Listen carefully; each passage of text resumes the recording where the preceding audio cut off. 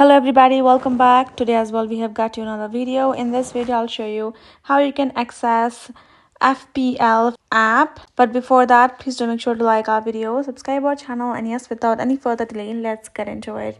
So for that, simply go ahead, open up your app store, go to search bar, type in FPL respectfully, and we're gonna search for our app right over here.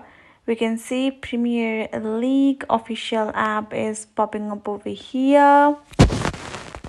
Right, we're gonna tap on this get option and we're gonna simply start downloading this particular app right over here in our mobile phone, and just wait till this little blue circle is done.